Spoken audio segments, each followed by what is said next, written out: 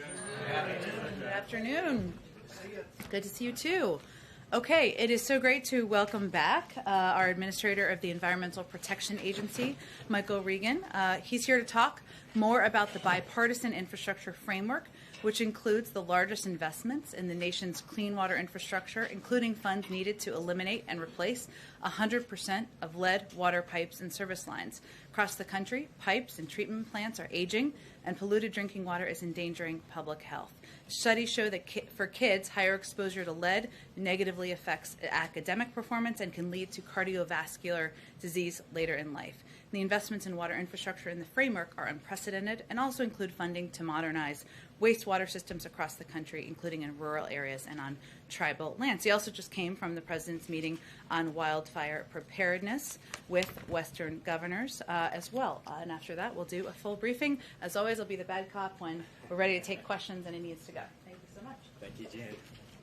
Good afternoon. I just came from the President's meeting on wildfires with Western governors. The increasing intensity of wildfires in heat out west is a major public health challenge. President Biden is bringing leadership and resources, the resources of the federal government, to help those on the front lines in our western states. I briefed the President and his team on what EPA is doing to help keep people safe. The EPA has developed tools to help provide the public with reliable information to inform and protect people when wildfire smoke is causing dangerous air quality issues in their communities. As part of the administration's broader efforts to improve wildfire preparedness, EPA is deploying additional new sensors in heavy smoke areas to assess air quality. We will be adding the Fire and Smoke app to the Air Now mobile app next month so that firefighters, families, and people throughout the communities in the West can take action to reduce their exposure. You can learn more about this resource tracking smoke and air quality at airnow.gov/fires and visit ready.gov/wildfires to learn about actions you can take now to prepare for wildfires and stay safe. You know, this is one powerful example of why we need to do more to rebuild our infrastructure that can withstand the impacts of climate. Because as wildfires rage out west, floods are consuming communities elsewhere. The extreme weather events Americans are experiencing year-round underscore the need to make bold investments needed to tackle the climate crisis. The Bipartisan Infrastructure Framework would make the largest investment in American history, nearly $50 billion in the resilience of the physical and natural systems. Breathing air and drinking clean water are at the heart of President Biden's Build Back Better agenda, because he believes no family, no child should be still drinking water from lead pipes. Water infrastructure is a huge part of the President's American Jobs Plan, and it's carried through in the Bipartisan Infrastructure Framework, and for very good reason. Clean and healthy drinking water and safe and effective stormwater and wastewater infrastructure is necessary for every thriving community. Yet, as you see here on the screen, there are still an estimated 6 to 10 million lead service lines that need to be replaced all across the country. In the few months since I've started this job, I've had the chance to hear directly from communities and visit water infrastructure sites and programs all around the country. In St. Louis, Missouri, where there are still an estimated 28,000 lead service lines, I visited a drinking water plant that is more than 100 years old. The director there told me that we need to invest in our water infrastructure before it's too late. In Illinois, where there are 400,000 lead service lines just in the Chicagoland area, I heard from people who are struggling to address the urgent need for lead pipe replacement. We know that low-income people and communities of color are disproportionately at risk when it comes to lead-contaminated drinking water. And last week in Baltimore, I had the privilege of meeting with the young folks who joined a job training program that are now successfully working in water infrastructure jobs. Getting clean and healthy drinking water to people isn't a political issue. It isn't a partisan issue. It's an American issue. Access to clean, safe drinking water is fundamental to protecting all people, regardless of zip code or how much money they have in their pockets.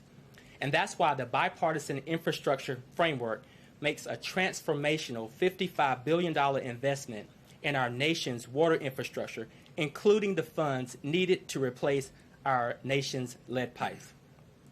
This will be the largest investment in clean drinking water and wastewater infrastructure in American history.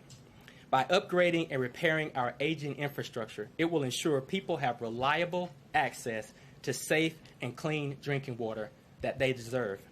Replacing lead service lines will bring long overdue progress to overburdened communities that have been disproportionately impacted by exposure to lead in their drinking water. And by putting dollars into our communities, it will create good-paying union jobs and strengthen the future water workforce of our nation. The Bipartisan Infrastructure Framework is a critical first step to implement President Biden's vision to build back better, enhance our climate resilience, and ensure clean air and clean water. We know that there's more work to be done, which is why the President will continue championing his full American Jobs Plan. President Biden's leadership on responding to wildfires in the West, building our nation's resilience to climate change, and prioritizing water infrastructure is already bolstering the work for EPA. And I'm grateful to the President, I'm grateful to Congress, and the American people for their ongoing bipartisanship support on these very important issues. All right. Go ahead. Thanks. Sir, in the meeting with the governors on water rights, was there any discussion of water allocation decisions in the western states with any of the governors today? No discussions there. Basically, we discussed that we're experiencing a very tough wildfire year, upcoming year.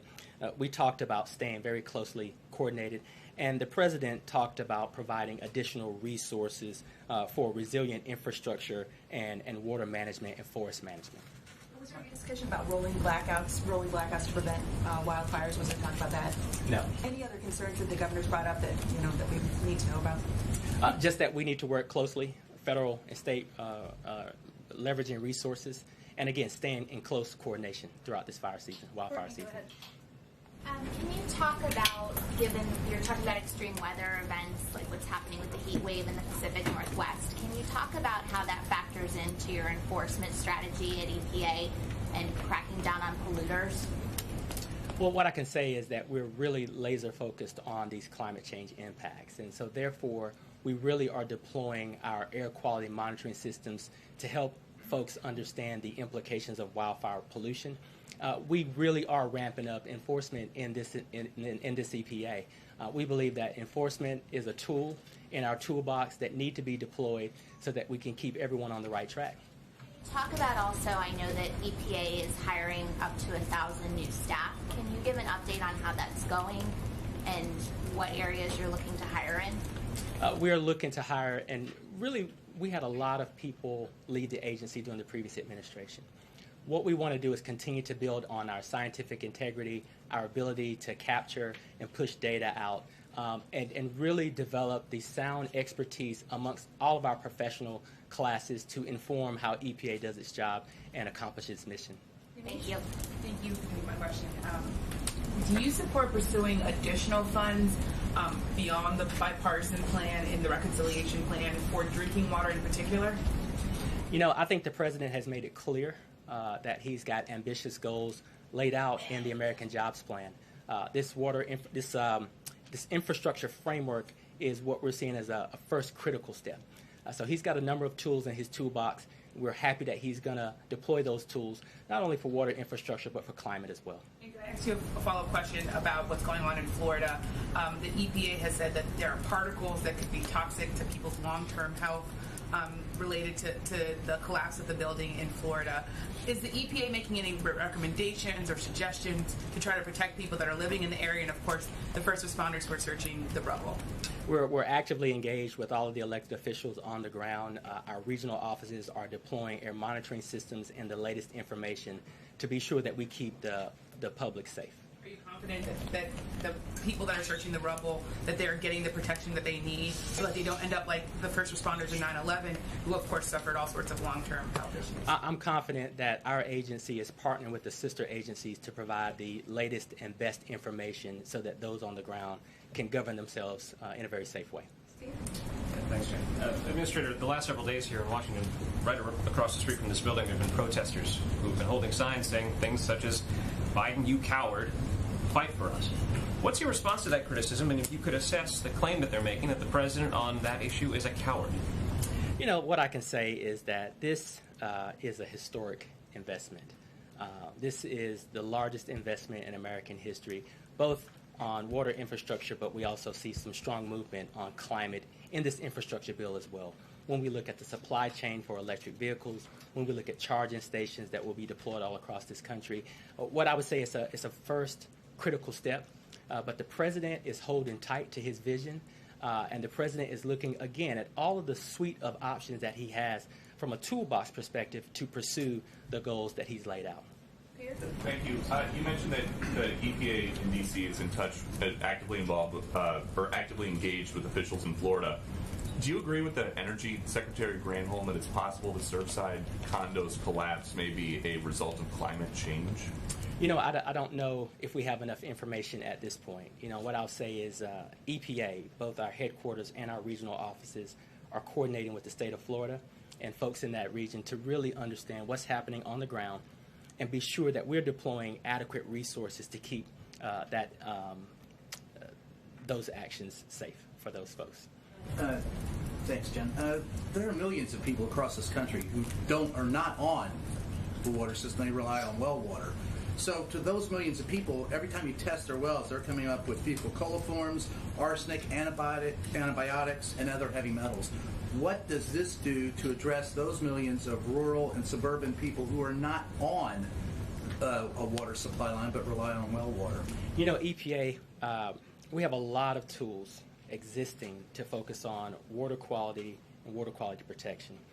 What I would say, again, when we look at these infrastructure bills, they're doing a really good job, not only to help with lead service pipelines and water infrastructure, but when you look at the American Rescue Plan, you look at the president's very ambitious budget for EPA, what we're doing is we're bolstering our ability to collect the data and information we need to keep the public safe, and where we need to lean in on our enforcement. Well, I understand that, but in response to what Steve was saying, there are those who are rural and suburban residents who believe that the cowardice in the administration comes by not addressing a very real issue about poisoning well water. Are you addressing that? I think we're looking at a range of options to look at water pollution. PFAS, I think we've got a number of budget requests in that we hope the Congress approves for EPA to really bolster its actions there. I think that there are a number of tools in this toolbox that the president is deploying to get at water quality protection for all citizens. So there is money allocated for it? To address that water well issue. There is money in this? There's money in the president's budget request for EPA to do a better job of looking at water quality protection for all Americans. Okay, we're going to do Lynn and Josh, and then we've got to let the administrator go back to fixing our pipes. Thank you for taking my question. Noting that you did mention Chicago, what is the timetable or the timetable for a timetable of appointing a much-needed regional administrator for Regional 5? Democratic Michigan and Illinois members of Congress have been pushing competing contenders, as I'm sure you know, Deb Schor and Michael Ragland, for the job. What's up? We're on an expedited timeline. I just spoke to top candidates this morning and yesterday morning, and so we're pushing those recommendations over ASAP. So when you say top candidates, are they Micah Ragland and Deb Schor, or is it someone else? Just so I know with specificity when we write this. Yes, I spent time with two top candidates this morning and yesterday, and we're going to push those forward ASAP. And how fast is ASAP? Well, that depends on how we work with the White House to get it done. So I don't have a specific timeline in terms of how we navigate the personnel process, but we're pushing as fast as we can. Listen, we recognize that we need our regional administrators in place if we're going to be successful to expedite and execute on the president's very ambitious agenda on climate, on water quality, environmental justice, and the like. So this is a top priority for us. Great. Last one from Josh. I want to go to the lead service lines. Could you break down the timeline for when you think all of these would be replaced? And then secondly, on the issue of cost, how are you looking at cost? We're told that it would cost on average $27,000 to replace a lead service line in Chicago, but the administration seems to be budgeting it around $4,000 to $6,000. You know, our estimates show that with the ask that the president has in this infrastructure plan, that we can replace 100% of the lead pipes. Obviously, when you look at timelines, that really is city by city, instance by instance. We are ready to engage with our state partners. The good news is EPA has water infrastructure programs in place. We have the infrastructure to push these resources through, to partner with our state and local officials to get this done on an expedited timeline. Will it be done overnight? Absolutely not. Will it be done as quickly as possible? That's what we're pledging to do. So what's the range between overnight and as quickly as possible? Well, we haven't gotten that far yet in terms of putting an actual timeline on the quickest city we could do and the one that would take the longest term. But you can come back when we know. Thank you so much, Administrator Regan. Appreciate you taking the time today. Thank you. Thank you. Thank you very much. Thank you. Okay, just a few more items for all of you at the top. As you all know and noted, and in your questions, the President convened cabinet officials, governors from Western states, and private sector partners this morning to discuss how we can all work together to strengthen prevention, preparedness, and response efforts. In the meeting, the President asked participants what additional resources they needed and what immediate actions can be taken to protect communities, improve emergency preparedness, and address the growing wildfire threat, both by preventing them from happening and ensuring the federal government's response is as quick and effective as possible. And to do that, we also announced a series of actions today to address the growing and severe threat of wildfires, protect communities from devastation, and save lives, which were outlined this morning. We can certainly talk more about. As you may have also seen, in a few minutes, the President will sign the Sergeant Ketchum Rural Veterans Mental Health Act, which will create 3 new mental health centers for veterans battling severe mental health issues, including post-traumatic stress disorder. It's estimated that at least 1 in 5 veterans return from combat with a significant need for mental health support, yet 85% of veterans coming home to rural communities are in areas with a shortage of professional support. As the President has repeatedly reaffirmed, we have a sacred obligation to care for those who serve, and this bipartisan bill will help our rural veterans get the support they need. Later this afternoon, the President will also sign 3 additional bills, one to protect our climate from methane, one to protect consumers from predatory lenders, and one to protect workers from employment discrimination. Each of these bills are common sense protections that passed with bipartisan support. Bipartisanship, alive and well in Washington. Watch out. Also today, the White House will host a virtual eviction prevention summit to support and facilitate coordination among local public officials, court officials, legal service organizations, local bar associations, community-based organizations, emergency rental assistance administrators, and local philanthropies from cities across the country to work on developing local eviction prevention action plans. This summit is just one of a number of steps we are taking, that we announced last week, I should say, to keep people in their homes by protecting renters and helping state and local governments prevent evictions. Also, in our ongoing news about getting vaccines out to the world, we are shipping 2.5 million doses of Johnson & Johnson vaccines to Colombia as a part of our continued effort to end the virus everywhere. Finally, I have 2 more things, and then we'll get to questions. Today, Vice President Kamala Harris led the U.S. delegation to the Generation Equality Forum in Paris and provided live virtual opening remarks. She restated the United States' commitment to gender equality, and she made the case about how gender equality is tied to democracy. Following her remarks, we announced several robust deliverables in 3 areas: gender-based violence, economic justice, and sexual and reproductive and health rights. As one final note, and as a point of privilege, today is the last day of Pride Month, and I am honored to host a pre-recorded virtual convening on transgender equality later this evening. At this convening, young transgender and gender non-binary leaders from across the country will share stories about the impact the state-level anti-transgender legislation has had on their well-being, their experiences of multiple intersecting forms of discrimination, and best practices for advancing acceptance. And the program will feature a range of officials from the federal government, as well as openly transgender athletes, leaders, and elected officials. With that, Josh, go ahead. Thanks, Jen. 2 subject areas.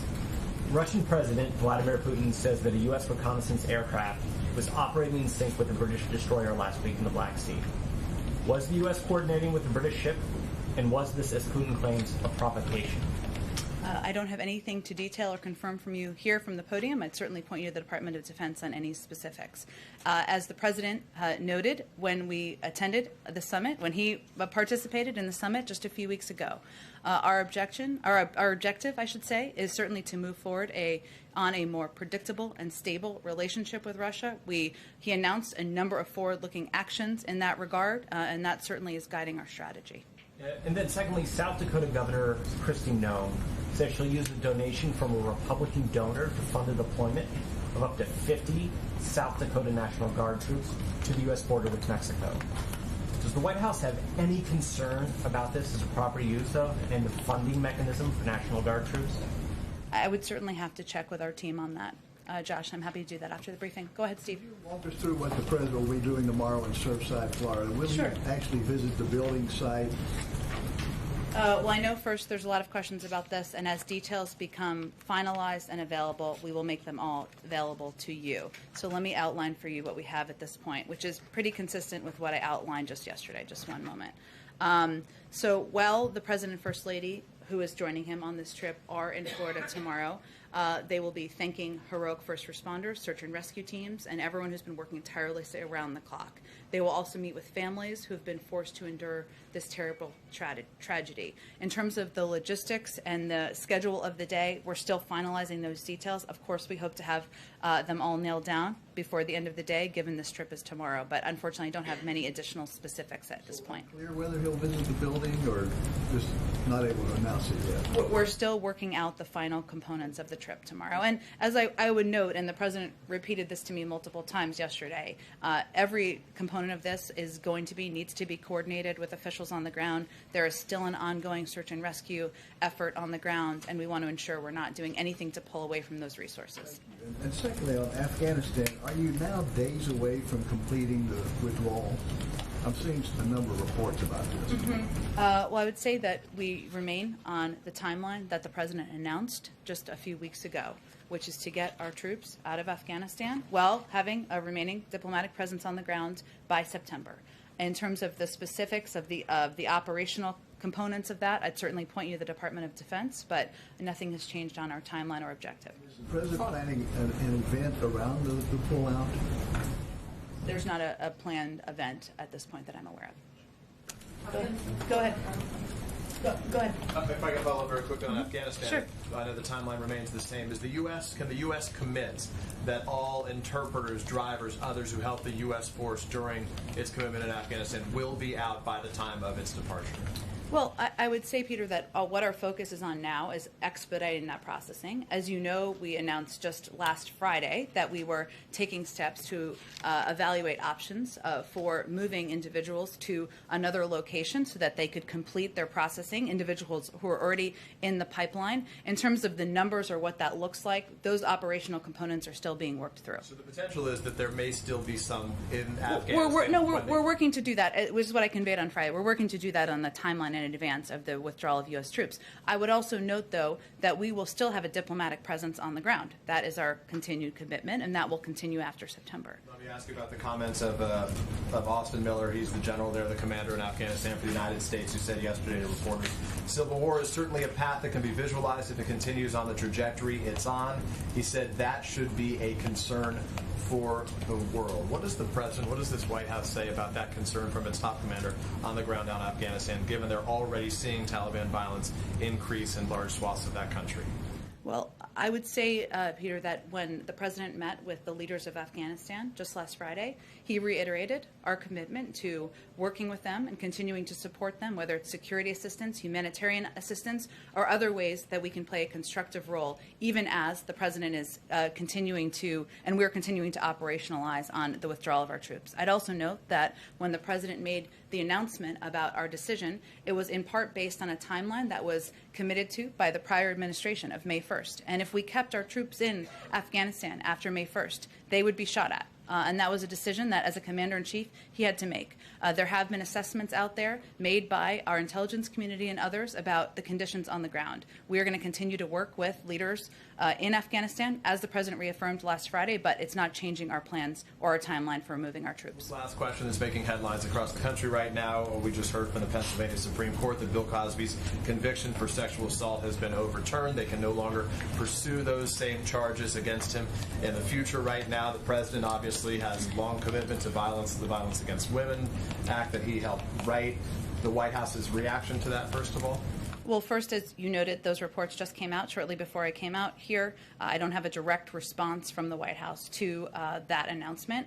I will say, which you touched on, and I'll just use the opportunity to reiterate, that the president has long been an advocate for fighting against violence against women, for ensuring that we are raising the voices and the stories of people who have been survivors of sexual assault. That's something he has done throughout his career and will continue to do. But I don't have a specific comment on that announcement today. If we do have one after the briefing, I'll make that available to all of you. Go ahead. Thank you, Jen. What does the White House think about Congresswoman Ilhan Omar saying that she does not regret comparing Israel to Hamas and the Taliban?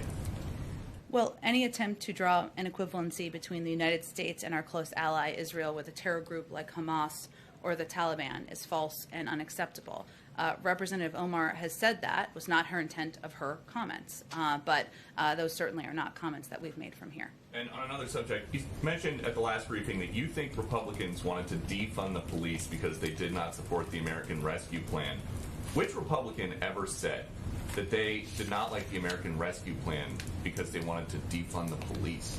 Well, first, let me just note that the president ran and won the most votes of any candidate in history on a platform of boosting funding for law enforcement after Republicans spent decades trying to cut the COPS program. There's record of that. That doesn't require anyone having new comments, and then also stood in the way of crucial funding needed to prevent the laying off of police officers as crimes increased. That's a simple statement of fact.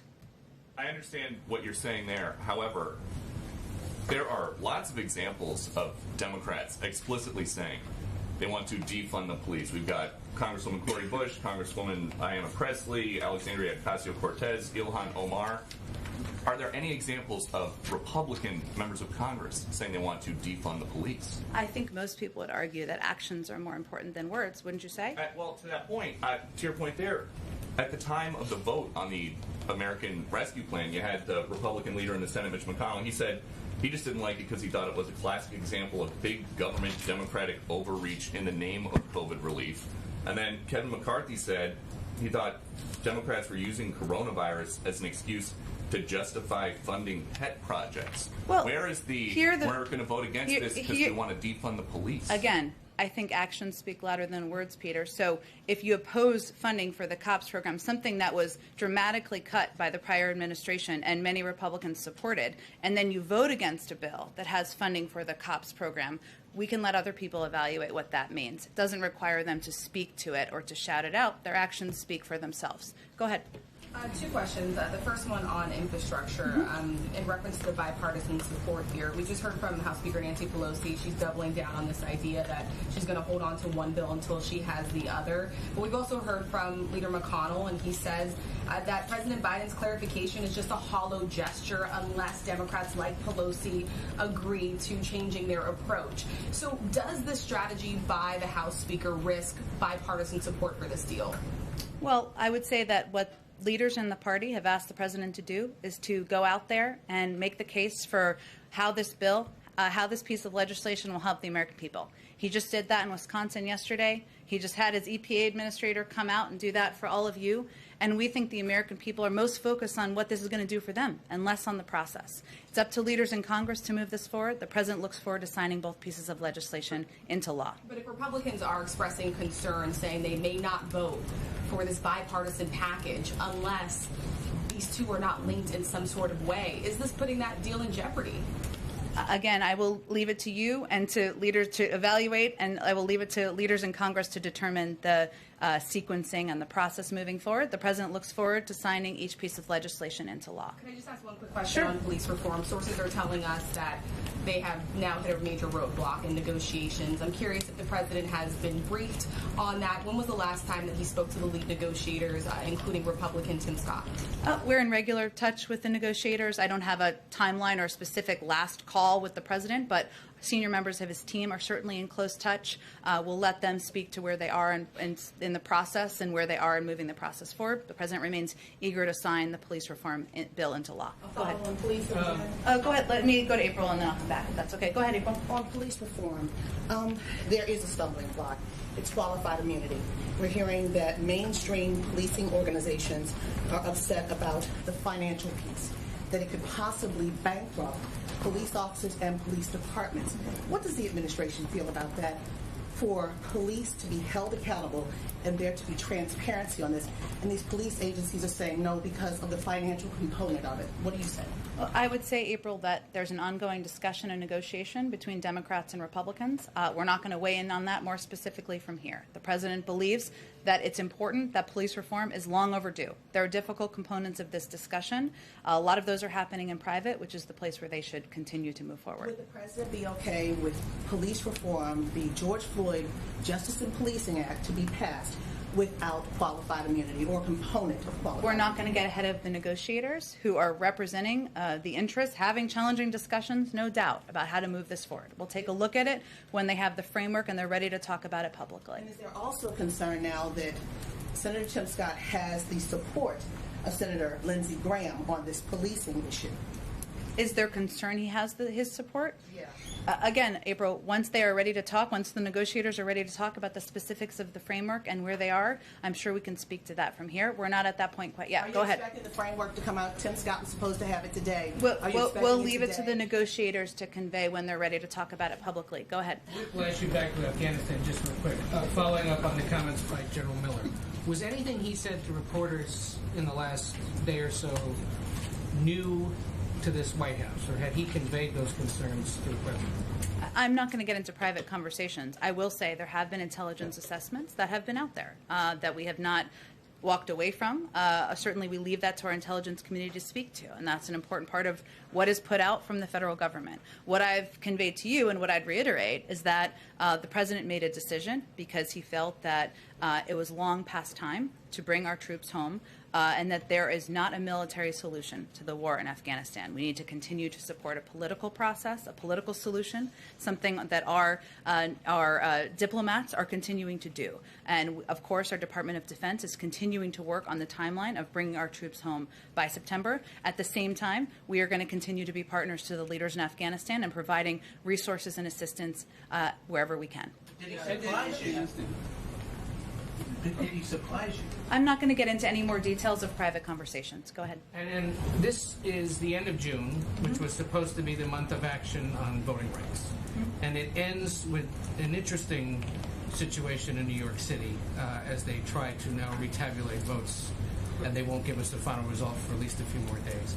Does this White House, does the administration more broadly have any concern with what's going on in New York, given the fact the President had said earlier this month in his statement that the work ahead of us is to make voting accessible to all American voters and to make sure every vote is counted through a free, fair, and transparent process?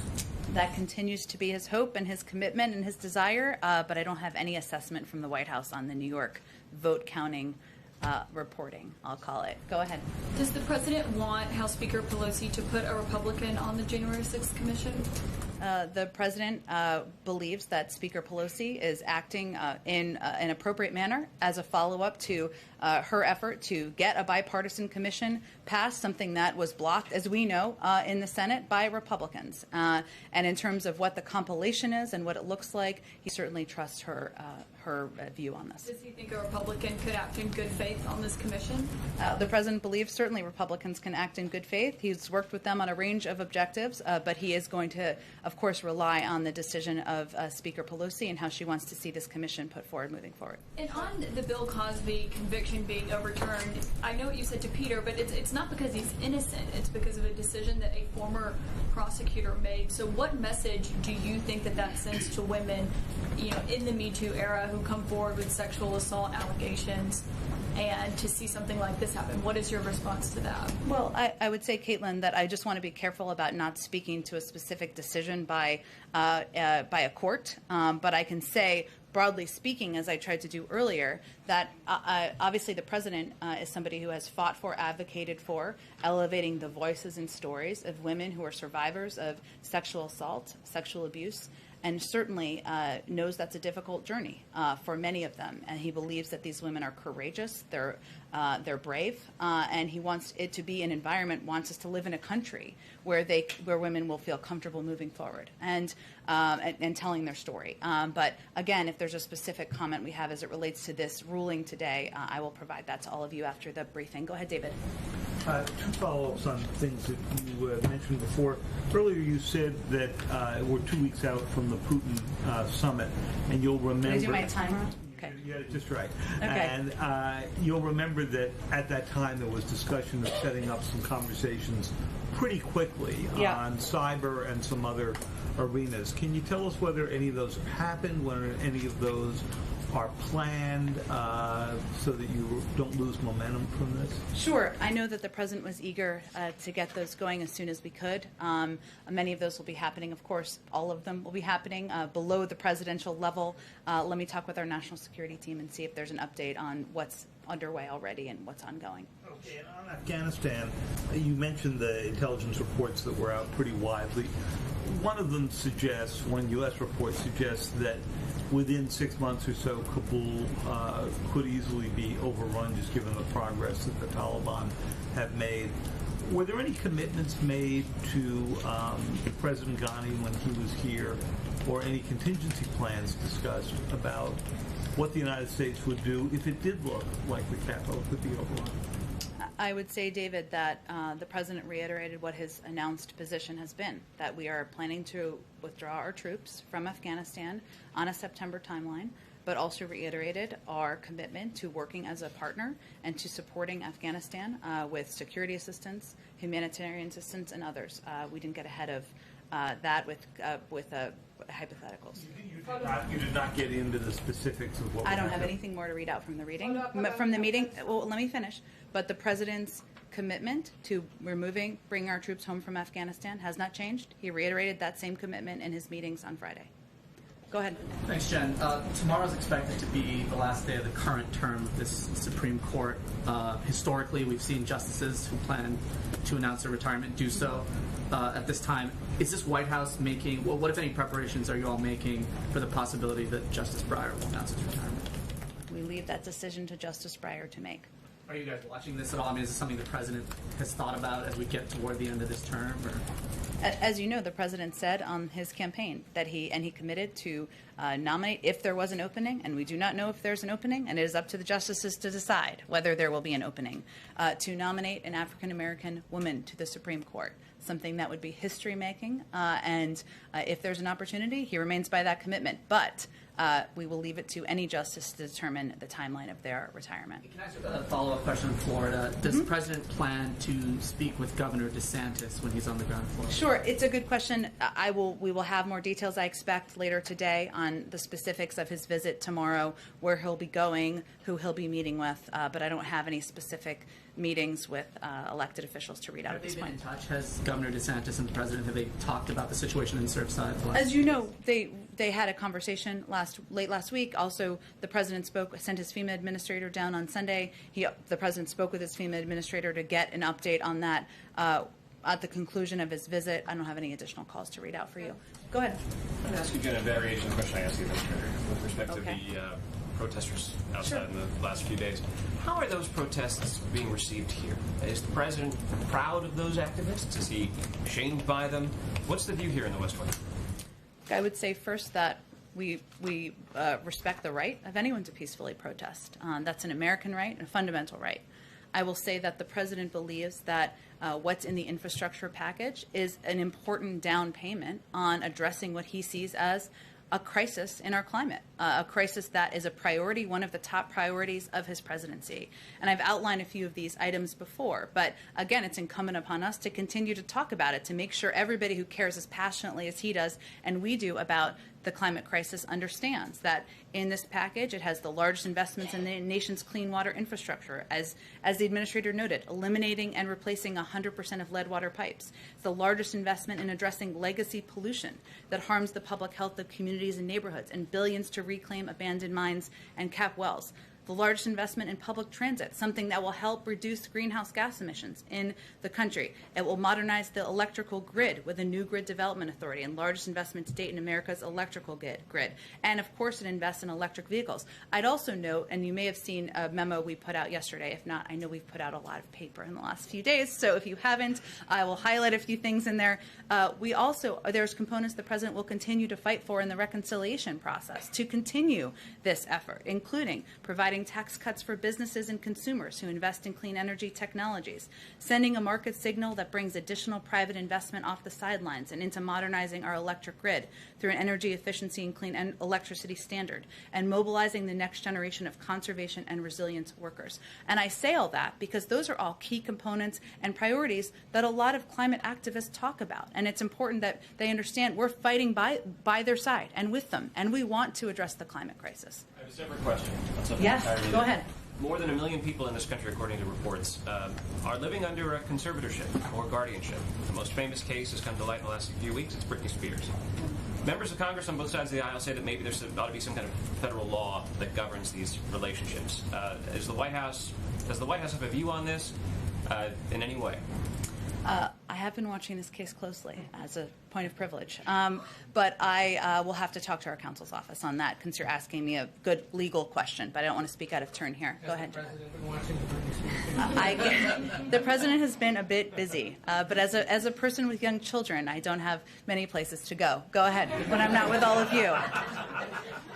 Looking back, is there anything on vaccinations? Is there anything the administration wishes it had done earlier in the vaccination campaign that maybe would have led to more Americans being vaccinated, or to have helped you reach the president's goal of 70% of adults with at least one shot by this weekend? And what do you attribute this shortfall to? Well, first I would note that we are on track to have 70% of people in this country vaccinated, 70% I should say, of adults 27 and older vaccinated within a couple of weeks. That's a significant achievement, a significant step forward. We've reduced the percentage of people who are getting COVID, who are dying of COVID, by 90%. That's a huge, significant achievement. We are actually much farther than I think most people would have predicted we would be less than 6 months into an administration. I will note that where we see challenge, and we've seen this as we've gone along, where we see challenge is in among young people who are under the age of 27. And that is an area where we're going to continue to redouble our efforts to ensure that they understand the risks and the Delta variant, and the risks of the Delta variant that is not discriminating by age, that we also make sure people understand how accessible the vaccine is, and that we make sure they know we're going to still fight to get them vaccinated. That's where we're going to redouble our efforts. So no, I don't look back. I don't think we look back and would change. I think we are quite proud of where we are now, and we, though, are going to keep at it, and there's still work ahead. Go ahead. A couple of questions related to COVID and travel, international travel in particular. You mentioned yesterday in the gaggle that there are these working groups working on resuming travel. I'm wondering what the holdups are, what they're trying to work through, and also whether the White House believes that these current restrictions are keeping Americans safe. Sure. Well, we wouldn't be putting them in place if we wouldn't have them in place if we didn't think they were keeping Americans safe. But I will say the working groups, which are already underway and are led by the White House COVID response team and the National Security Council, with participation from officials from across the government, they are leading a process that is directed by, I should say, public health. There are significant logistical considerations in safety and effectively reopening travel. They're all taken into account, but they are continuing to assess. We understand people want to travel. We want to travel too. We know people want to come here and people want to travel other places. We understand that, but we put these working groups in place so that we could work closely and in partnership with these countries on addressing the public health challenges. For not letting vaccinated Europeans to visit the United States. What's the argument? Again, we're in touch with European. We have these working groups with Canadians, with Europeans, with others to determine the timeline and pace when we can reopen and do it safely. I have a couple more questions on that, though. A couple months ago, Andy Slavitt, I think it was, in one of the COVID briefings, said that there would not be any sort of government COVID passport. However, the U.S. government would provide guidelines to industry about what vaccine verification would look like, or best practices. Where are those guidelines? They were always meant to be basically an FAQ on the website. I don't know that they were meant to be anything more formal than that. I can certainly check and see what's on our website, or what information, I should say, we're providing to businesses who inquire. Because I know I've spoken to industry groups who are somewhat concerned that there isn't much clarity about vaccine verification, the travel industry, for instance. One other question on this. Do you expect that there will ever be a scenario where the U.S. requires vaccination for travelers coming to the U.S., for instance, from Europe or India? From the federal government, or from the airlines? Or from the federal government. I assume you don't control the airlines. We don't. I would say that is not our intention. Go ahead, Anita.